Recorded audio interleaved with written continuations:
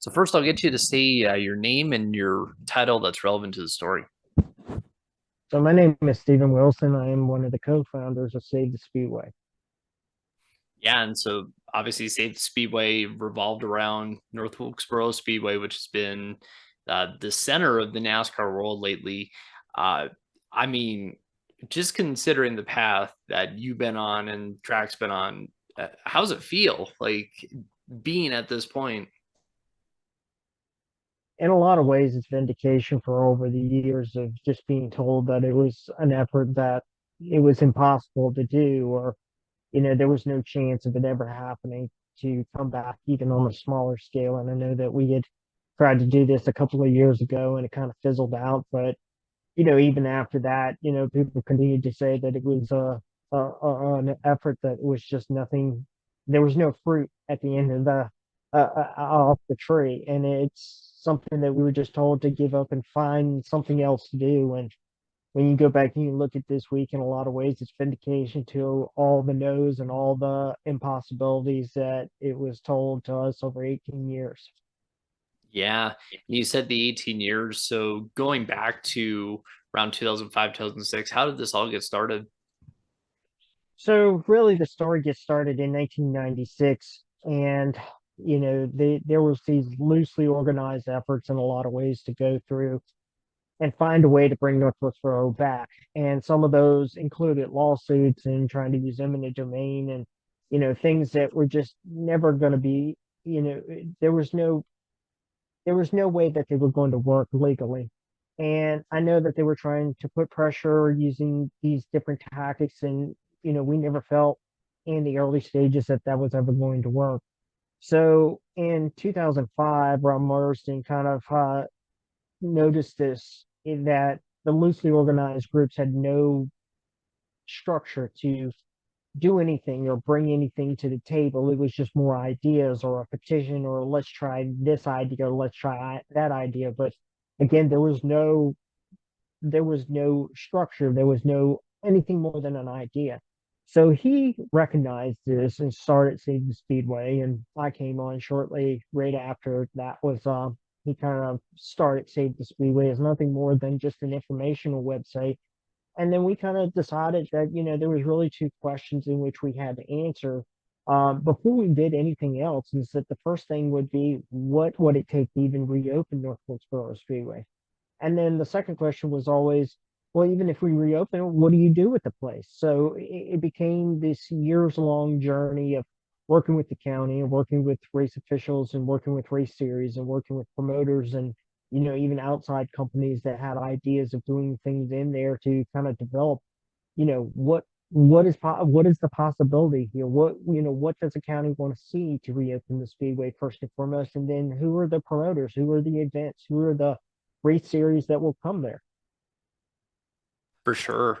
And of course, you get to around 2010, 2011, where you start hosting racing, start doing things. How did that all come about?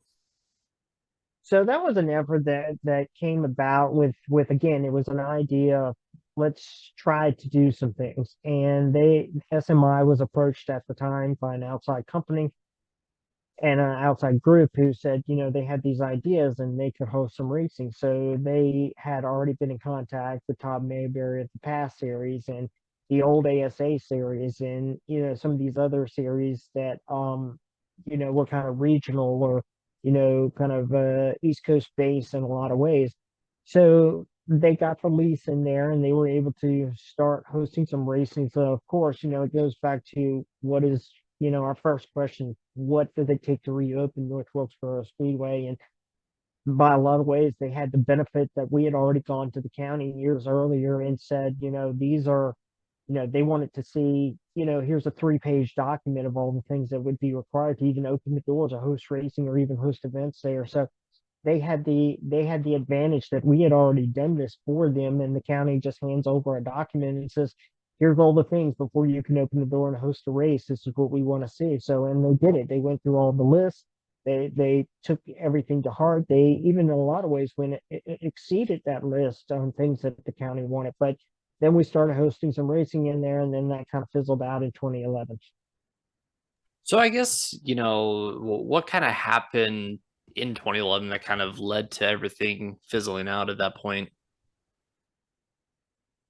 You know, there was a lot of great ideas, and there was a lot of um, they did well on how they ran their events race wise, and there was really never any kind of complaints when it came to how events were run or from a fan perspective like that. But the longevity of it was they just didn't have the money to make it successful in the long term. They had enough money to get it going. They had enough money to do the things that the county wanted to see.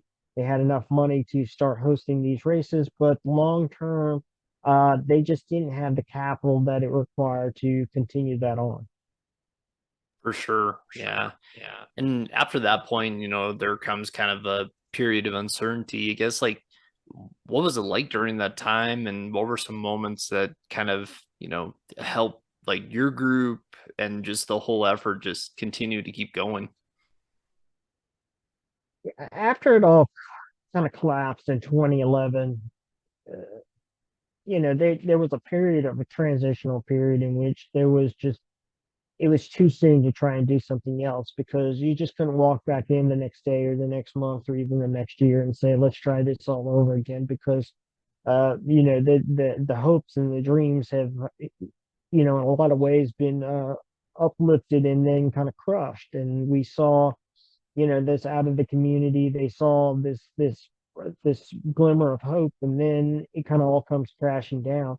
So for us, it was a period of a couple of years of which, we we kind of looked into a couple other speedways, helped a couple other people along the way, but it wasn't a period in which we could just directly just go back and say, let's do this all over again, or let's pick a path and try and do something differently. It just wasn't the time. And you talk to local leaders or Terry Parsons and people around the community, and they all kind of agreed to this, that it was just way too soon. We had to get through this, kind of mourning period, and we had to find the right uh, avenue and the right time to do it all again. And that actually came a couple of years later, before COVID and even before the iRacing thing, which we re-engaged with Marcus Smith in the cover of Darkness in 2018, where we all went to Charlotte Motor Speedway and met with Marcus and Jessica and presented them a master plan in which they could abide by, or even use as a blueprint in some ways. And we left that meeting with a an agreement that we will come to Wilkes County, we will take a look at this place, and we will see if there is some possibility there. And weeks later, again, under the cover of darkness, we all go to Wilkes County, and Marcus and Jessica and they bring their entire team down, and they look this place over, and they spend hours going through everything there and listening to the local community and listening to local leaders and us pointing out different aspects of the speedway in which we felt needed to be saved or shouldn't be changed in any way. And those conversations started to have more conversations out of that, and then we led down a different path to where we are today. For sure. And when you say cover of darkness, excuse me, cover of darkness, you mentioned 2018. Well, when was that visit that Marcus Smith took? So all of this happened in the latter stages, later months of 2018, throughout the fall and winter time. That we reached out. We didn't have anything to lose at that point. We actually reached out to Marcus Smith directly and said, "Hey, can you at least give us a little bit of time? We have some things that maybe you should see that maybe you haven't seen before. Let us come down." And, we thought this would be a very relatively short meeting where he would take a look and we would be along on our way. But Marcus and Jessica became very engaged in this meeting. They listened to what we had to say. We didn't come there trying to sell them anything or give them anything that, asking for money. We're there to present the information that we had acquired and kind of give them ideas that maybe they hadn't thought of, or maybe that, if they came the right time, that it would be a point in which they could use some of this stuff. So, again, Marcus listened, and then he engaged and started asking very poignant questions on very specific items around the speedway and around the local community. And, that's when we got to a point where we felt like, for us to really show you this, you've got to come to Wilkes County. You've got to see this racetrack. You can't do it on social media. You can't do it through local media reports or, pictures, videos, things like that. That doesn't do it justice. You've got to come. And that's when they started really engaging in the process and then wanting to meet the local leaders. This all kind of happened very quietly. And we did this on purpose because, we didn't want anybody to get their hopes up that this may lead to something bigger. We wanted to bring Marcus and Jessica and their team there to show them what the Speedway and what the local community was all about, but do it in such a way that, there wasn't this expectation that something would happen next. For sure. And you talked about how you guys kind of came to the table and presented some different ideas, and they were willing to listen. I guess, was it SMI that came first, or was it more so that you approached SMI, you and your group, or what was that kind of like? So it was us. It was us as a group and a local community. Like, we approached them. Um, and we felt like, enough time had passed between the last attempt and, the changing in the industry where it wasn't stagnant and stale in a lot of ways. And they were looking for new places and new venues and new ideas. And even if those new ideas were old ideas in a lot of ways, and that's what Wilkesboro really is, it's just an old idea. But, it was a transitional phase starting to begin, and it's starting to occur where NASCAR and track owners were starting to do things such as the Roval out there in Charlotte, or, starting to begin the process of, uh, Coda. And, we've gone down this road, and that was kind of around the period that these things really started. And we recognized this and kind of went to Marcus, and we really didn't honestly, we didn't know what to expect when we went down there. Like I said, we felt like this was going to be a very short meeting. We would listen to us, and then that would kind of be it. But it really wasn't. It was actually, it was a two-way street in a lot of ways. But we did approach Marcus and SMI, and kind of recognize the fact that the changing of the industry gave it a little bit more, where they could move a little bit more and not be so stagnant. And Wilkesboro kind of fit that mold where it's like, what are we going to try next? And, it gave the perfect opportunity or the perfect end. So, man, that's very fascinating. I didn't guess I didn't realize some of those details there. That's very interesting. So kind of looking at some of the different key events that happened a little bit after, of course, you mentioned COVID happened, and you mentioned the iRacing scan.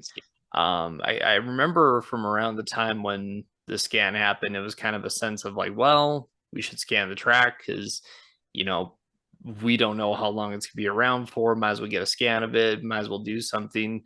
But you also mentioned, that the talks were going on. So I guess like, how are things kind of going at that time? Like just with COVID happening, with the scan going on, like what it looked like. Well, leading up into kind of COVID and things like that, the conversations had started to become a broader kind of conversation in a lot of ways of, Marcus could probably talk to this better than we can because, we brought the ideas to him, and then he started to have the conversations internally, or started to having them with Dale and other industry leaders such as NASCAR. And it kind of, iRacing kind of fell right about those times that, some of this stuff was starting to happen. And again, these weren't any kind of conversations where they had agreed to do anything. It was more conversations about, well, if we could do something, what would these things kind of look like? Is this something, is it even possible for us to do it? Would it take us, 3 years or 5 years or 10 years? Or, is there some kind of schedule out there in which we could look at. And again, these were informational. There were no, in a lot of ways, just kind of generate those ideas and generate those conversations and get those kind of baseline conversations going about what it would take, or even if it was even possible in the first place. And iRacing kind of opened the eyes to a lot of people that had never seen racing there. And if they had, it was through YouTube or through very short clips somewhere on Facebook or Twitter or whatever the case may be.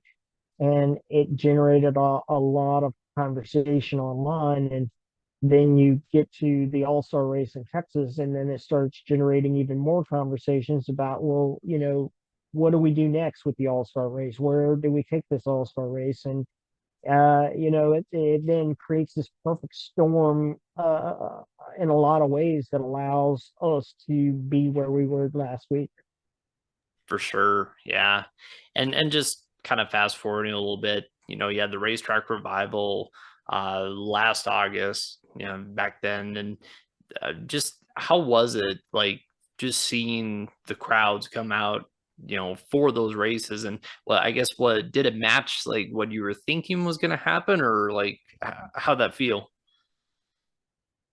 When Racetrack Revival happened last year, we kind of already had a baseline of, we understood what was going to happen, because there was a similar format to what had happened between 2009 and 2011 with original racing series and things like that. And going back there where Chase Elliott had won in 2010, and it brought a lot of eyes back to this on the local short track community and regional racing community, and regional racing series as a whole. And we kind of understood. We already had some data which we had acquired, and we already had some ideas as to, well, this is at least what our minimum expectation is that if nothing else, it will be like 2009 to 2011. I mean, we didn't even open all the stands back then, and we filled the front stretch up for a couple different races out there. And so we kind of knew kind of where things may fall at. But then it kind of blew up a lot more, and then they're filling up 19,000 seats out there. There's hour-long waits to get in, get out, things like that. So it was a totally different experience in a lot of ways, and it exceeded expectations from what we already kind of knew going into it. Yeah, for sure. And kind of where did those first rumblings start that, hey, we probably could bring NASCAR here? This might happen. There might be an all-star race, points race, or something might be happening here. Well, listening a lot of conversations to Marcus and SMI, giving them credit for, just not just letting Racetrack Revival kind of happen. They were active in this, and they bought people out there because they felt like this was a perfect opportunity in which, if we can't do it ourselves, can somebody else do it? And but if somebody else does it, let's see how they do first. So, they were bringing people out there throughout about around this time period, and NASCAR came out there, and their engineers came out there, and industry officials and personnel, and just people, just having some of the drivers come out there and taking a look at this, and seeing where the asphalt was, seeing what needed to be done. And I think those, beating the expectations in a lot of ways of 2009 to 2011 kind of changed everybody's perception on, well, if we can put 19,000 people in here for a late model race, what can we do with a Cup Series race? And it's, where do you go this day and age and see 19,000 people in a late model race? And at other than North Wilkesboro, apparently at this point. So if you can do that, we've got to do something different. And I know it kind of irritated a lot of people when they said, look, we're going to scrap these dirt races. But if we didn't scrap the dirt races, we would have never made the schedule, and never would have been here this past weekend. It would have put it way too far behind. And you go back and listen to the drivers who say, look, you've got to find a way to keep this asphalt somehow, because where else are we going to get to run on 40-year-old asphalt and see how it really holds up? And I give a lot of credit to all the drivers, late model drivers, NASCAR drivers, industrial professionals that have gone out there and taken a look at this and really said, this is what we've got to do. We've got to keep this asphalt somehow. We can't let them tear it up. Even if it's just one race, just let us do one race on this thing and we'll repave it. And, it's a lot of credit to them for really taking the mantle up and saying, keep this, do something, find a way, whatever it takes, push the envelope. And then at that point, there was already, there was already money there. And, this starting to filter itself down. So again, it creates this perfect storm. Yeah, and you talk about that money too. I guess how much of a game changer did it? I mean, it's obvious like how much of a game changer it was, but how did it feel just knowing that money was coming in, considering that was a big factor before? I give a lot of credit. We go back and you look at the legislature and you look at the governor of North Carolina, and you got to give them all credit for going through this process and saying, well, there's ways that we can help one of our biggest industries in North Carolina, and that being motorsports and racing. And sure, we could have just given that $30 million to whatever project that may have benefited in a small way, but here we have a multi-billion-dollar industry. $30 million is really just at the end of the day, just a small drop in the bucket across three different racetracks. And then, you know, I give credit to Jeffrey Elmore, who said $10 million isn't enough for North Wilkesboro Speedway. Let's double this thing.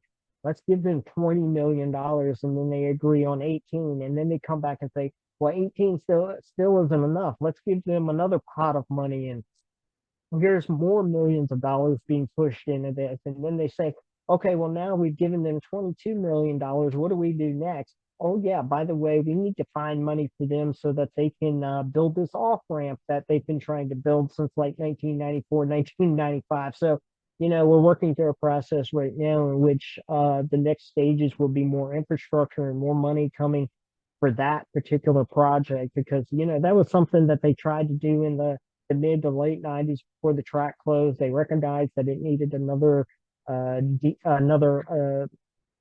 exit right there directly to the speedway to help with the traffic concerns. And that's where we are now. Is now they've got all this money, now we're going to get the money and working on trying to get the money to get that done. The county is using a small percentage of theirs to get the water and sewer put out there. And there's continued. This wasn't just a let's get to this date and then that kind of dries it all up. No, there's continuing long-term projects that is money already has either been allocated for, such as sewer and water, or there are things that the NCDOT and the legislature and the governor's office are working towards now to try and fund and try and get approvals on that additional offering. And I have to imagine this weekend and just the big success and the big response probably is a lot of ammo for getting that through too. Yeah, it's hard to look away when you fill up grandstands. You go back to Friday, and when's the last time you've kind of seen that many people show up to just a practice session and a pit crew challenge? And I mean, we were probably half full or so, but even still, I mean, that's 15, 16, 17,000 people or so, as a best estimate that here they are, all they're doing is just watching some cars just drive around a racetrack and doing a pit crew challenge. And, when's the last time you've kind of seen that? And then you get to Saturday and, you're 85% full in a truck series race. And, outside of Daytona, you just kind of don't get those numbers a lot of time anymore. And then you come back on Sunday and you're packing the grandstands, we're packing the infield, parking lots are full, camping is full, it looks good on TV. How do you just turn yourself away and not recognize the fact that there's something here? And it gives that ammunition not only to the state to show that they are already seeing that return on investment, but it also gives markets and NASCAR the opportunity to say, we've got something going here. We can't let it go either. Yeah, for sure. And I guess like being around the track during the weekend, what was the response just from fans? I heard from many people that the atmosphere was absolutely electric, but what do you see just down on the ground here? It was crazy in a lot of ways. And, you go back in the after Carson won Sunday night, here's full grandstands a half an hour after he's won. He's up on top of Victory Lane doing his deal up there, and they're celebrating up there 30 minutes after the race. And here's people just still in the fans. I mean, the fans just still sitting in the stands. And you would have thought that they saw the greatest thing that they've ever seen in their lives. In a lot of ways, they responded to that energy and wanted to continue that energy on to post race and watch the festivities that happened. And granted, again, here's just a driver in a car sitting on top of a Victory Lane building, and people aren't leaving. They're still there. It's a lot of ways like in 1996 when the race was over and nobody wanted to leave. Well, nobody wanted to leave on Sunday night. The atmosphere was continuing on, and they fed off the energy, and it was good to see these people enjoy racing, enjoy the weekend, and most importantly, enjoy the return of Memphis. So, Sure. And, looking ahead to the future now, I guess like what are some areas that, you guys hope obviously there's a lot to build on, but what are some areas that you guys hope to, I guess, improve upon or some things you're looking toward now that that first one is out of the way? well, they always say the first one is the easiest one. How do you can, it's easy to sell the first one. Now you've got to sell year two and year three and keep that energy kind of forward moving. And for us, it's to continue that into the future, at least, in the immediate term. There's a modified race that will take place there in September. So, you know, uh, you want to make sure that people are coming out to that, and looking forward that SMI was already starting this weekend to take their deposits on 2024. So you want to make sure that you're pushing those kinds of things out there, that people are engaging in those kind of opportunities, so that it gives them even once again more ammunition to come back and do this again and again, and keep building upon that. And in a lot of ways, I think we don't really. I don't think we need 40 or 50 or 60,000 seats at a place like that. 30,000 seats there seems to be, people filled it up. It looks great on TV. I think it's a reasonable kind of compromise in a lot of ways, that you don't need the biggest speedways in the world or the most amount of seats to put on an electric atmosphere. And maybe it's just the advocate to continue to kind of be where we are right now and make this place kind of special in a lot of ways. Just because Marcus and SMI called this a limited style event where not everybody was going to get through the door, and we kind of knew that. And maybe that's where North Wilkesboro's place is that in the next couple of years, is that maybe you just don't get through the door in year one, and maybe you just don't get through the door in year two, but let's continue that forward so that it is kind of that special place that when you do get to go there, that it's meaningful for the fans and the people that are watching racing there. It's almost like how the Bristol night race used to be, where people would get divorced and it would be part of, the agreement. Like the wife gets the Bristol tickets and, a husband might get it one year or something like that. Or almost like the Field of Dreams game, the MLB does, where it's something special. It's something back to the roots. Yeah, that's kind of exactly it. I mean, you go back to the 80s and 90s and even early 2000s when Bristol and Richmond were kind of in those kind of style, that they would build seats and they would sell them out, and somebody would have to get divorced or die just to even get a pair of tickets to one of these events. And again, if this is what North Wilkesboro becomes in the future, is that MLB, you talked about the Field of Dreams of what they've done there, and how that has become a competitive ticket to get into every year. And sure, not everybody gets to get in, not everybody gets to watch this thing live on the ground, but it creates that sense of urgency in the future, that if I do get that opportunity, I have to take the opportunity. I can't let it go by, because maybe I don't get in this year if I don't take that opportunity, or maybe we maybe they do something different in the future. So we want to continue creating urgency in a lot of ways of making sure that people are responding to that and wanting to continue to come back there and make it that special place again. Let it be a special race. Maybe the All-Star race isn't special in a lot of ways per se, but let's make the event weekend, or let's make the track kind of that field of dream special event atmosphere that fans have seemed to respond well to at this point. For sure. And I know you've talked all about fans, you've talked about the drivers, you've talked about, SMI and, what it means to the broader industry. But I guess to you, knowing how much work you put into it, how much this track means to you, like what just kind of sum up your feelings and just, what it's all like and what this means. Well, for me, in a lot of ways, it's you spend 18 years doing something, and then all of a sudden it comes and it's gone. And you know, I think I said this the other day: is it a blur? Is it a dream?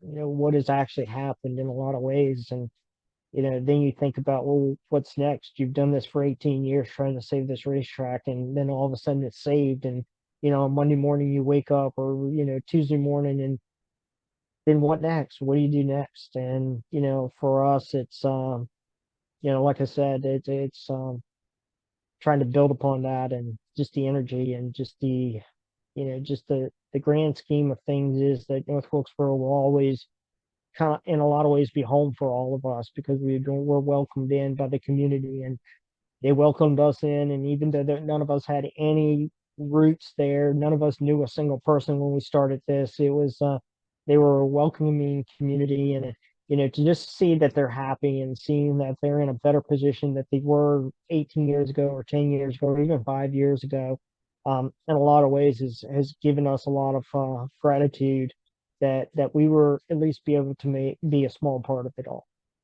For sure. Well, Stephen, thank you very much. I appreciate it. Yeah, man. Thanks a lot. I appreciate it.